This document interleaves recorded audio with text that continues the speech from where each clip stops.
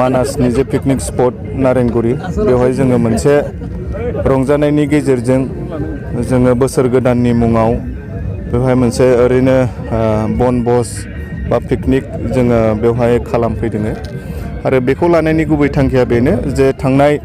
8-9 मास लानानै जोङो लाइमोन हान्जानि जानानै जोङो 40टा समस्थियाव जोङो हान्जानि जानानै गोबां जोङो खामानि मावबोबाय आरो मावनायनि फिथाइखौबो जोङो मोनबाय मोनसे गोदान सरखारखौ जोङो दाफुंनानै लानो हाबाय UPPL GSP आरो BJP मोनथाम हान्जा लोगो नांनानै दा बेयाव फैनायनि गुबै थांखिया बेनो जाहाथे जोङो फैबाय थानाय समफ्रावबो खौसेथियैनो जाहाथे जोङो लाइमोन हान्जाखौ जोङो गोख्रों खालामलांनो हायो आरो जोंनि बिटिआर हालामाव रायजो जानाय साफ्रोमबो हारि माहारिखौ लानानै जोङो खौसेथियैनो जाहाथे जोङो आवगायलांनो हायो बे थांखिखौ लानानै जोङो मोनफ्रोमबो जिल्लानिफ्राय जोङो लाइमोन हान्जानि दैदेनगिरि बिथांमोनखौ लानानै दिनै बे मानासाव जोङो पिकनिक जाफैदों आरो बिनि गेजेरजोंनो जोङो मेसेज होनो नागिरदों जे UPPL लाइमोन हान्जाया जोङो फैबाय थानाय समाव जोङो गोख्रों भाबै खामानि मावलांनो थाखाय फिन जोङो दिनै थिरांथा लाबाय जोङो जानजि खाफ्राबाय आरो फैगोन एसेम्ब्लियावबो जोङो लाइमोन हान्जानि जानानै जेरैबायदि जोंनि दोलोनि जानानै खामानि मावनांगौ जोङो बेखौ मावलांनो थाखाय जोङो साखाफारा जाबाय। नोंथाङा सासे लाइमोन UPPLनि आफादगिरि हिसाबै मोनसे रायजोनि मोनसे सोंनो नागिरदों BPF राजखान्थि हान्जा बिथांमोना जिहेथु PCDC-आव बिथांमोना BPFनि मोनसे फ्लेग गायनानै दासिमबो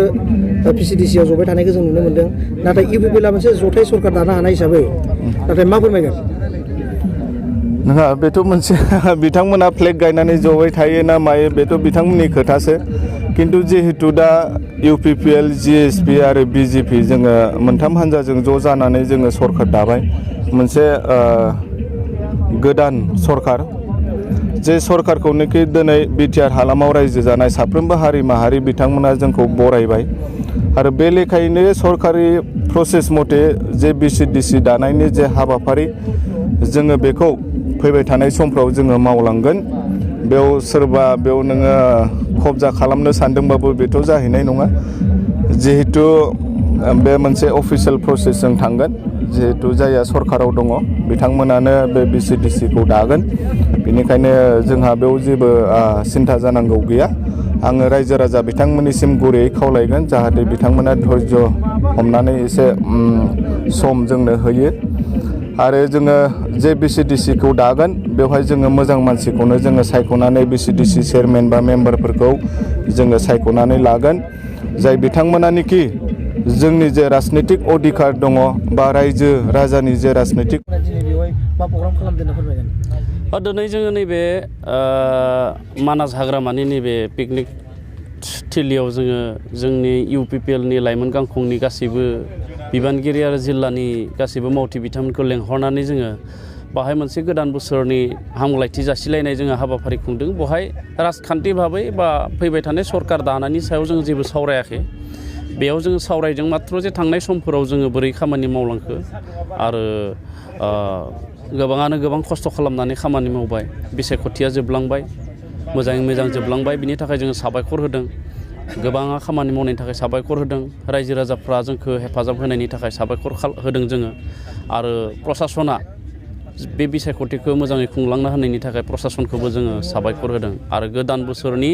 बयबो रायजो राजाफोरखौ जोङो इयुथनि जानानै साबायखर होनाय लोगोसे जोङो इयाव एसे प्रिति भज जों खालामबाय बा बेखिनियानो दिनै जों बहाय थुबुर जानायनि मेन उद्देश्यआ UPPL-आ जथायैबाबो मोनसे सरकार दानो हाबाय नाथाय रायजो राजानि गांनाय उखैनायखौ सुफुंनो हागोन होनना फोरमायगोन ना? रायजो राजाया लुबैनाय बायदिनो सरकारा जाबाय होननानै आङो बुंगोन मानो होननानै बुङोब्ला BTC-निफ्राय हाग्रामा महिलारि खुंथायखौ आंगायनाय फैबायमोन रायजो राजाफ्रा दा बेबायदि हिसाबै बिथाङा खुंथाय गोहोआव फैयाखै आरो बेबायदिहै UPPL BJP आरो GSP जथायै जोङो BPF-नि अनगायै जों सरकार खुंनो हाबाय दा बे हिसाबै रायजो राजानि गांनाय उखैनायखौथ' गासैखौबो फोलोमजोबनो हाया थेवब्लाबो फैबाय थानाय समाव जोङो बोरै सुफुंनो हागोन बोरै जोङो मावफुंनो हागोन बेखिनिखौ जोङो नाजालांगोन। एसेम्ब्लियाव UPPL-नि रला माबायदि थागोन? एसेम्ब्लियाव UPPL-आ मेजर रल लागोन मानो होनना बुङोब्ला नैबे जोंनि बिटिआर ओनसोलनिफ्रायबो जा एमएलए दङ आरो बे एमएलएफोरखौ जोङो देरहा होनानै जोंनि बिटिआर सुक्तिनि दफाफोरखौ जोङो मावफुंनो गोनां दङ दा बेखायनो जोङो गोख्रों रुल लानानै बे एमएलए इलेक्सनखौ जोङो बादायगोन